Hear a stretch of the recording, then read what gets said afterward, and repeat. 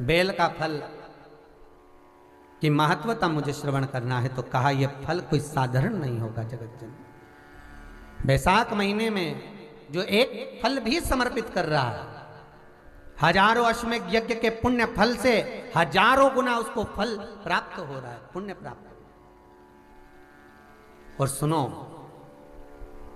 हे जगत जननी जगदम्बा, हे पार्वती, जब शिव और शक्ति, देवी और शंकर, भगवान शिव और जगदम्बा का या आदिकादिक 33 कोटि देवताओं का जहां पर विशाल यज्ञ का आयोजन होगा, बड़े बड़े अनुष्ठान, बड़े बड़े यज्ञ जहां होंगे, उस यज्ञ में तुम्हारे और मेरे स्मरण से ये बीला जो फल है इसकी आहुतियां प्रदान करी जाए। और उस आहुति को भी आप समझ लीजिएगा महाराज,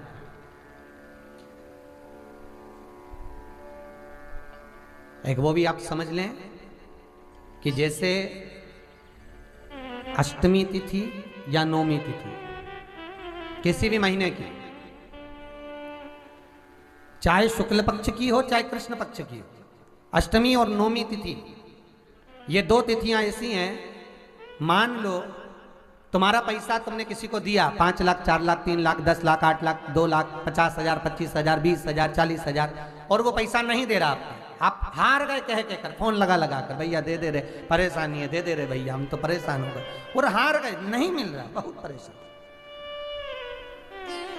तो महाराज किसी भी अष्टमी या नौमी तिथि के दिन आप माँ जगत जननी जगदम्बा का शिव के साथ में, शिव शक्ति का स्मरण कर कर देवी के नाम की 9 आहुतियां, सूखे बीले की, मतलब बीला जो सूख चुका है, फल जो सूख चुका है, उसकी 9 आहुतियां अग्नि में शंकर और सती के नाम से, शंकर और शिव के नाम से समर्पित करें। और आखिरी आहुति जो समर्पित करें उसमें थोड़ा सा भाग तिल का, और तिल भी काली नहीं चढ़ती उसमें, श्वेत तिल का भाग उसके साथ लगाकर समर्पित करें, और जिससे धन लेना है उसका नाम लेकर वो समर्पित करें महाराज, उसको सुध आएगी और वो पैसा किसी भी हाल में आपके हाथ में थमाकर जाएगा ही, ये पक्का है। उसकी आहुतियां, हे जगत जननी, हे जगदम्बा, तेरा नेत्र बिंदु से जो प्रकट हुआ वृक्ष है बेलपत्र का, उस वृक्ष की एक एक जड़ हो, टहनी हो, डाली हो, फल हो, शूल हो, वो सब मुझे अंगीकार है, मुझे स्वीकार,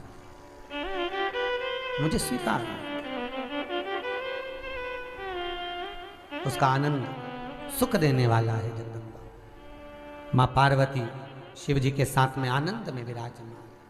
और एक निवेदन आप सबसे कहूंगा, प्रयास करिएगा जीवन में 2 रोटी कम खा लो पर किसी से कर्जा मत मत।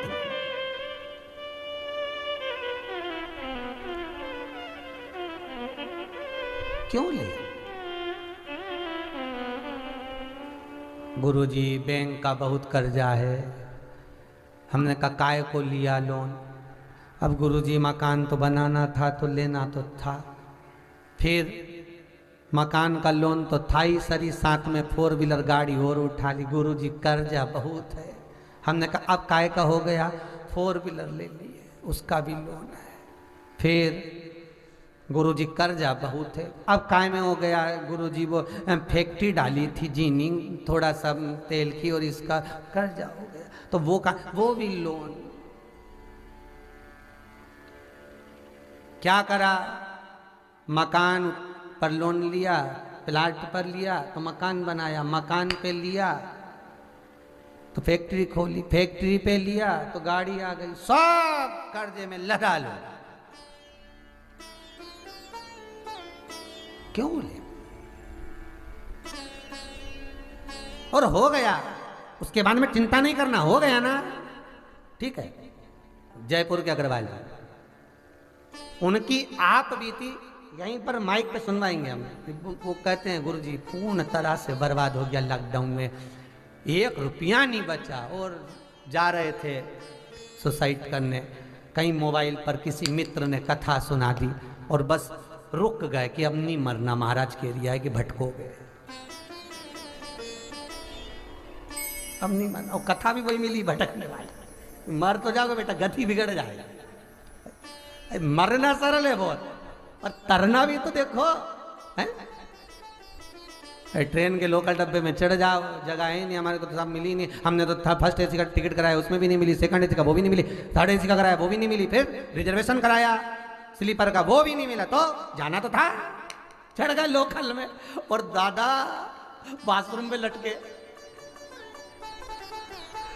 और आखिरी में मंजिल तक भी नहीं पहुंचे कि मैं तो अगला स्टेशन पर उतर जाऊं, मेरे काका से नहीं बने। दादा लटका लटका मारा तो पाँव हाथ टूट गया और अगला स्टेशन पर उतरी। तो ऐसा काम काय को करो, जब ऊपर बैकुंठ और नरक के सारी सीटें फुल, तो तुम्हें तो लोकल में लटक नहीं पड़ेगा। फिर ऊपर तुम्हें कहाँ रिजर्वेशन मिल रही है कि तुम्हें बैकुंठ ले जाए कि नरक ले जाए? लटके रहो, अब नीचे ही लटको, कौन ले जाए? तो कहा गुरुजी बड़े तकलीफ में आ गए और ऐसा हो गया और करोड़ों रुपए का कर्जा हो रहा। अब क्या? तो हमने कहा बताओ इतना कर्जा होने के बाद तुम यहाँ काय को आ गए ऋषि? और तो कि बस तुमने टीवी में देखा था कि लटक जाओगे, इसलिए हम यही लटके। आ तो गए, यही आपस में मिले हो। हमने कहा तुम बाहर बैठो, जयपुर से आयो। गुरुजी बोलते, हमने कहा क्या विचार है? बस व्यापार अच्छा चल जाएगा, नहीं तो सब बिकने की कतार है। कुछ बचा है एक आध चीज? बच्चा तो क्या है,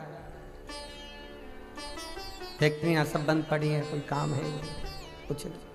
फिर भी आशा लगा कर जाओ, बाबा पर विश्वास कर कर जाओ। बाबा 2-1 महीने में दे दे तो शिव महापुराण जरूर कराओ। लॉकडाउन के टाइम पर आए, बाबा से विनती कर कर निवेदन कर कर, कहीं बाबा ने सुन ली।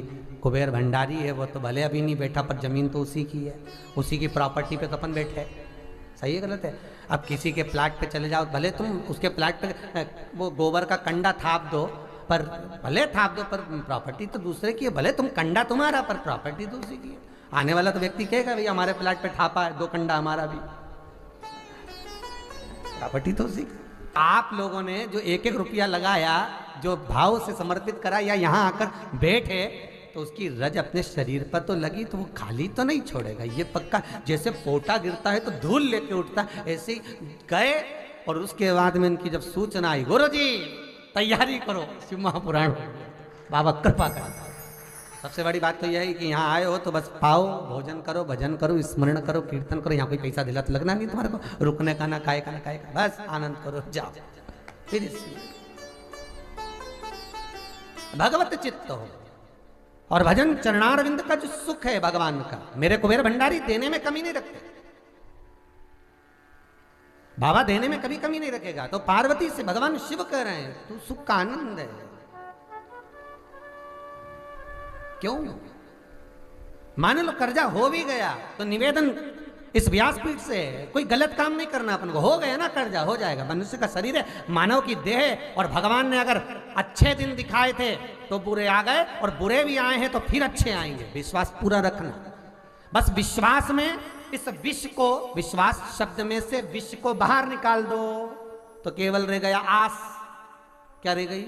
आस।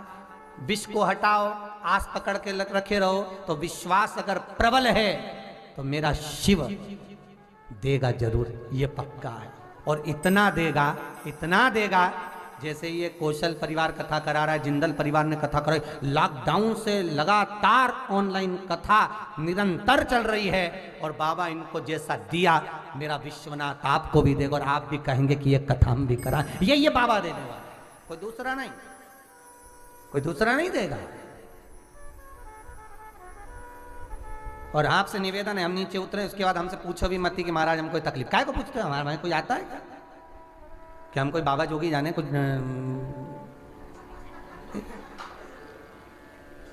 कुछ नहीं, बस ये पुराण भली और विश्वनाथ भला, सबसे बड़ा डॉक्टर वही है महाराज, उसके सिवाय कोई नहीं दुनिया में। जो कोई